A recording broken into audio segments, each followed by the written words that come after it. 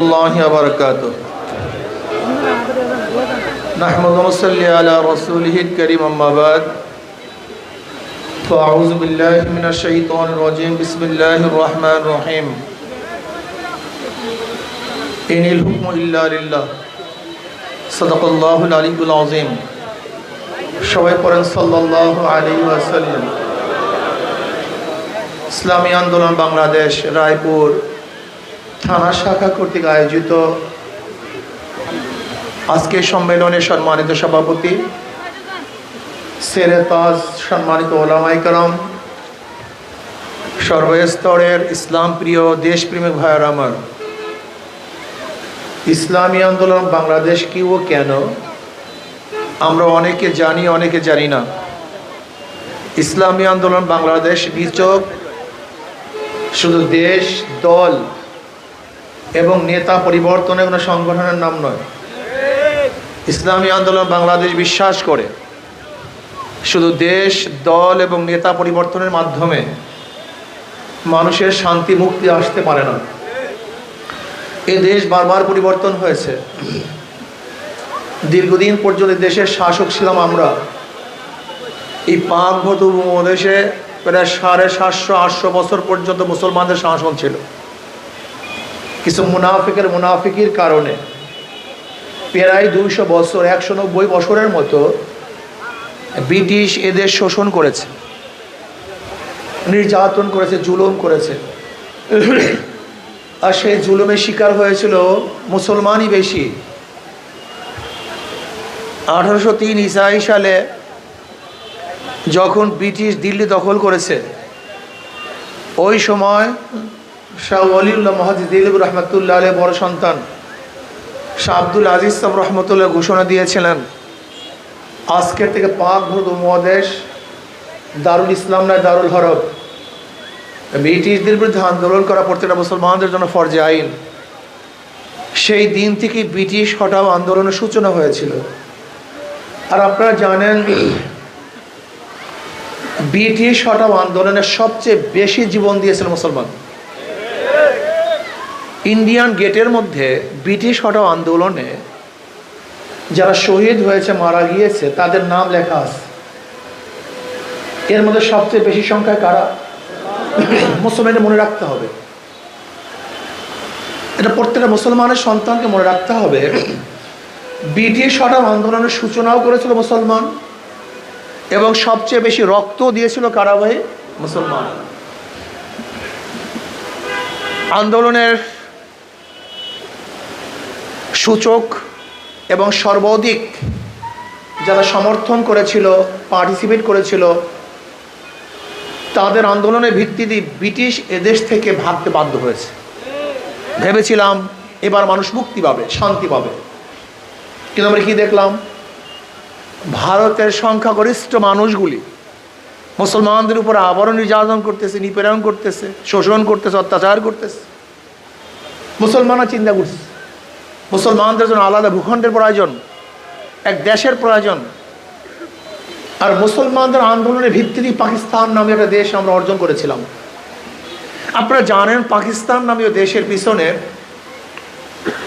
একমাত্র চেষ্টা সাধনা ছিল কারা? মুসলমানরা, অন্য কেউ না। এই মুসলমানদের কারণেই পাকিস্তান সৃষ্টি হয়েছিল। পাকিস্তানের দুইটা অংশ, পশ্চিম পাকিস্তান, পূর্ব পাকিস্তান। ভেবেছিলাম মুসলমানদের জন্য যেহেতু স্বতন্ত্র কান্ট্রি হয়ে গেছে, দেশ হয়ে গেছে, এখন শান্তি পাবো, মুক্তি পাবো। কিন্তু পশ্চিম পাকিস্তানের লোকগুলি বৈষম্য করছে পূর্ব পাকিস্তানের মানুষের সাথে। আবার এই পূর্ব পাকিস্তানের মানুষগুলি স্বাধীনতা অর্জন করার জন্য, মুক্তি পাওয়ার জন্য, শান্তি পাওয়ার জন্য, বৈষম্য দূর করার জন্য 71 এ দেশটাকে স্বাধীন করে নাই, পাকিস্তান থেকে ভাগ হয়ে গেছে।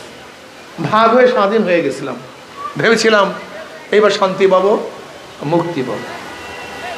শেখ সাহেবের নেতৃত্বে আওয়ামী লীগের দলের প্রধান হিসাবে সে দায়িত্ব নিলেন। কিন্তু কি দেখলাম?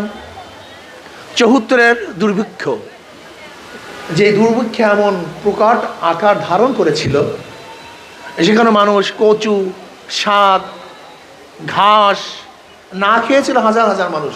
মারাও গেছে বহুত লোক। এরপরে ৭৫-এর ঘটনা।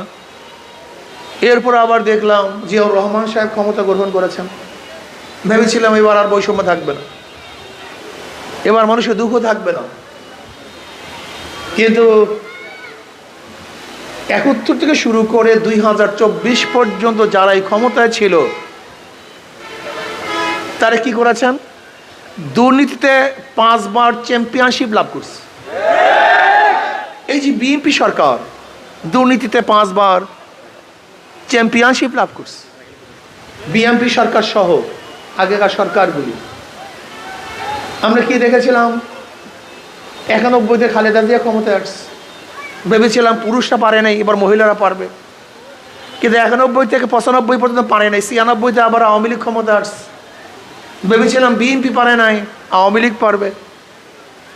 আবার ২০০১-এ ওই হারুয়া পার্টি বিএনপিকে আবার ক্ষমতা নিয়ে আসছি, ভেবেছিলাম শিক্ষা পেয়েছে এবার পারবে। কিন্তু ২০০১ থেকে ৫ পর্যন্ত আবার অত্যাচার, অবিচার, জুলুম, নির্যাতন, আবার মানুষ আন্দোলন করেছে, সংগ্রাম করেছে। তত্ত্বাবধায়ক সরকার নিয়ে এসছে, তাদের আন্ডারে ভোট দিবে। কিন্তু না, আবার ২.৫ বছর মঈনুদ্দিন ফখরুদ্দিনের সরকার দেখলাম, ভেবেছিলাম এবার মানুষ শান্তি পাবে। এরপর প্রশাসনী নির্বাচনের মাধ্যমে শেখ হাসিনা 16টা বছর জুলুম করেছে, অত্যাচার করেছে, অবিচার করেছে। আবার মানুষ বৈষম্য বিরোধী আন্দোলনের জন্য ঝাঁপিয়ে পড়ছে। কেউ গোপনে ছিল, কেউ ওপেনে ছিল।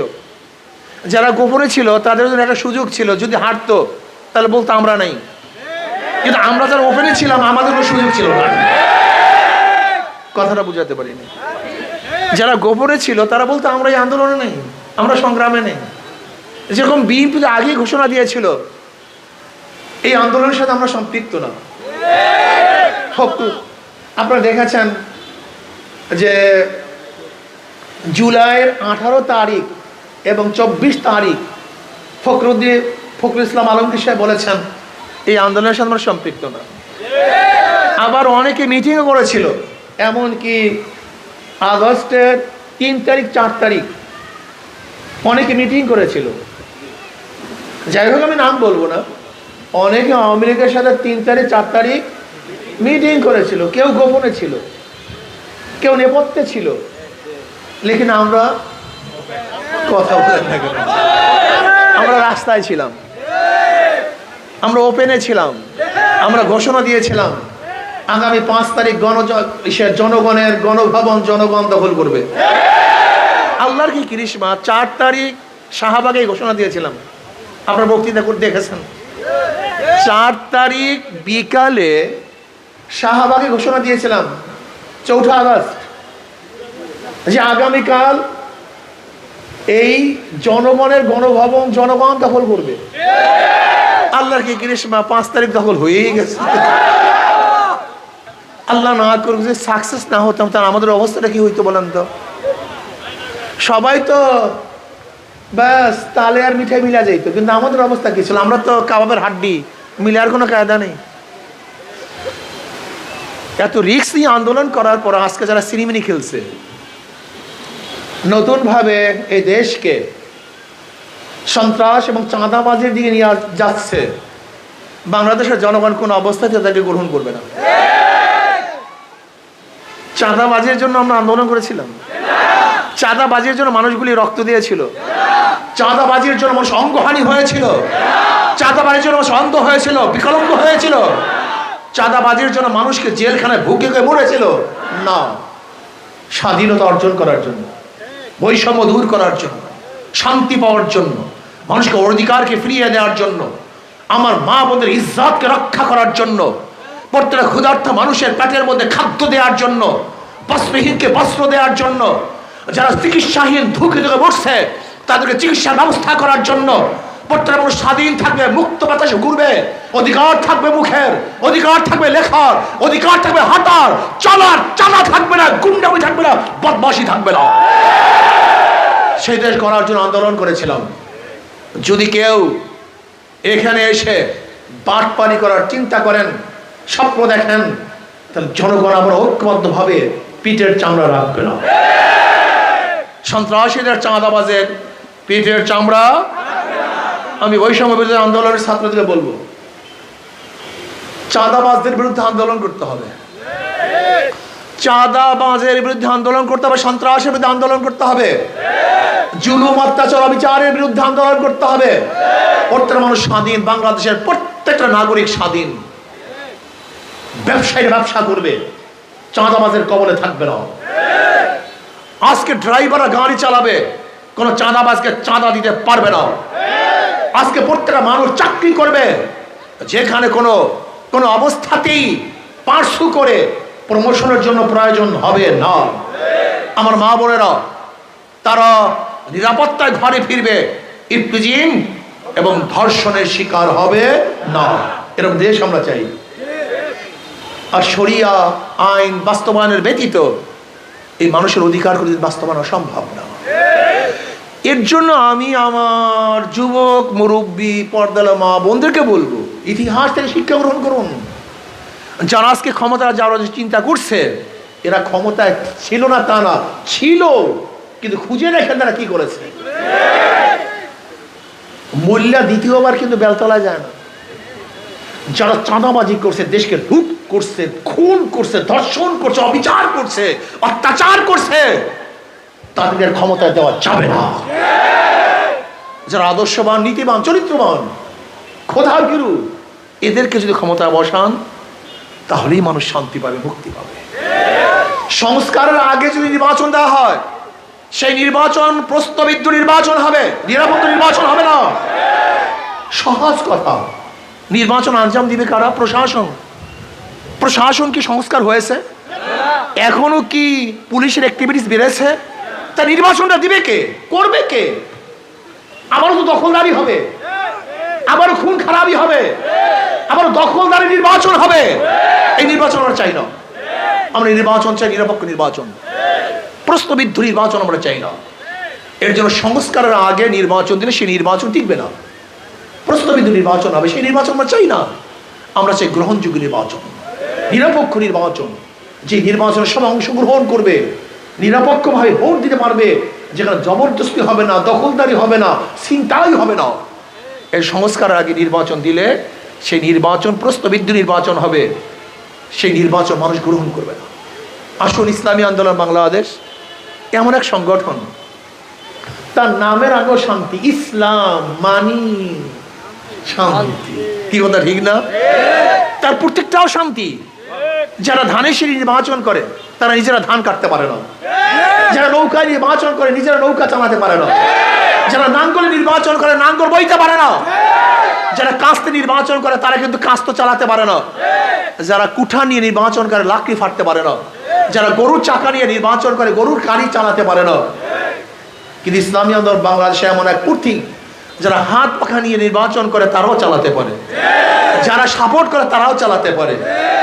হাত পাখা এমন এক প্রতীক, কাউর প্রতীক শোয়ার সময় বুকের উপরে থাকে না, না নৌকা থাকে, না ধানি শীষ থাকে, না নাঙ্গল থাকে, না দাড়িপাল্লা থাকে, কিন্তু হাত পাখা এমন এক নির্বাচন, এমন এক মার্কা, যেটা ঘুমের সময় মানুষের কলিজার সাথে থাকে। এই প্রতীকটা হলো শান্তির প্রতীক। আমি বিশ্বাস করি ইসলামী আন্দোলন বাংলাদেশের নামের সাথেও যেরকম শান্তি, তার প্রতীকের মধ্যেও শান্তি। ইসলামী আন্দোলন বাংলাদেশ যে প্রতীক ব্যবহার করে, এটা সবাই, মুসলমানরাও চালাতে পারে, হিন্দুরাও চালাতে পারে, গরিবরাও চালাতে পারে, ধনীরাও চালাতে পারে, পুরুষরাও চালাতে পারে, মহিলারাও চালাতে পারে, বড়রাও চালাতে পারে, ছোটরাও চালাতে পারে। অন্য কোনো প্রতীক কিন্তু সবাই ব্যবহার করতে পারে না। এই প্রতীকের মধ্যে বিশাল রহস্য, গুরু রহস্য নিহিত আছে। এটা এমন এক প্রতীক, সবার প্রতীক, সর্বজনীন প্রতীক, সব জাতের প্রতীক, সব গোত্রের প্রতীক, সব মানুষের প্রতীক। আমি বিশ্বাস করি হাত পাকা যদি বিজয় হয়, তাহলে সব গোত্র, সব মানুষ, সব গোষ্ঠী, সব জাত নিরাপদে থাকতে পারবে ইনশাআল্লাহ। আসুন আমরা সবাই হাত পাকা প্রতীক নির্বাচন করি, অংশগ্রহণ করি, আজকের থেকে ইসলামী আন্দোলনে যোগদান করি। আল্লাহ আমাকে আমাদের সবাইকে ইসলামী আন্দোলনে অংশগ্রহণ করে বাংলাদেশের শান্তিময় এক দেশ করার তৌফিক দান করেন। খাস করে ফিলিস্তিনি মুসলমানদের জন্য দোয়া করেন, যেন ফিলিস্তিনি মুসলমানদেরকে আল্লাহ পাক হেফাজত করেন, ভারতের মুসলমানদেরকে আল্লাহ পাক হেফাজত করেন, গোটা দুনিয়ার মুসলমানদেরকে আল্লাহ পাক হেফাজত করেন। আল্লাহ